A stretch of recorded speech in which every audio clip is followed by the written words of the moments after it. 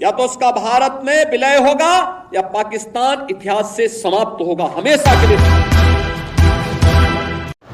योगी आदित्यनाथ ने पाकिस्तान को लेकर एक बड़ा बयान दिया है। योगी आदित्यनाथ विभाजन विभीषिका पर बोल रहे थे। उन्होंने कहा, पाकिस्तान का या तो भारत में विलय होगा या फिर उसका अस्तित्व मिट जाएगा। उन्होंने महर्षि अरविंदो का जिक्र करते हुए कहा कि उन्होंने 1947 से पहले और आज़ादी मिलने के बाद उन्होंने कहा था कि आध्यात्मिक जगत में पाकिस्तान की कोई वास्तविकता नहीं है। पाकिस्तान का या तो भारत में विलय होगा या पाकिस्तान हमेशा के लिए मिट जाएगा। मैं आप सबसे भी कहने के लिए आया हूं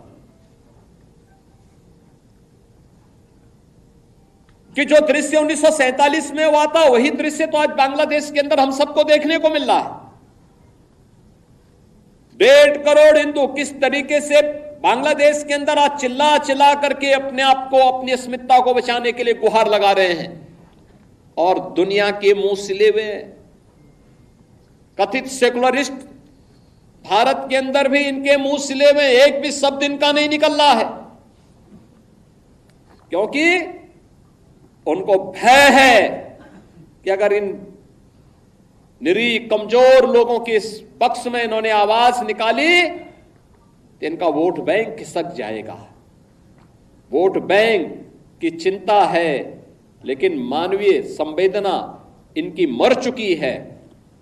मानवता के रक्षा के लिए इनके मुंह से एक भी शब्द नहीं निकलने वाला है, नहीं निकलेगा, क्योंकि इन्होंने आजादी के बाद लगातार उसी प्रकार की राजनीति को प्रेरित और प्रोत्साहित किया, उसको लेकर के आगे बढ़ते रहे।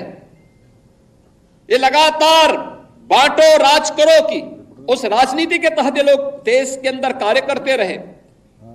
अंग्रेजों से सत्ता इन्होंने उस समय प्राप्त की।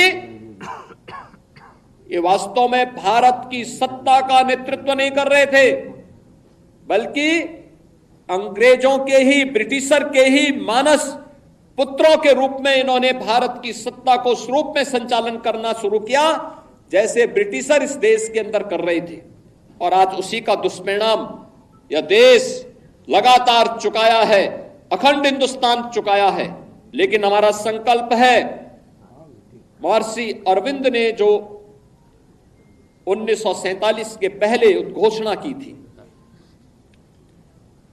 आजादी की त्रास, देश की विभाजन की त्रासदी आजादी के मिलने के बाद अक्सर उन्होंने इस बारे में अपनी चिंता व्यक्त भी की, और उन्होंने इस बात को कहा था कि आध्यात्मिक जगत में पाकिस्तान कोई वास्तविकता नहीं है।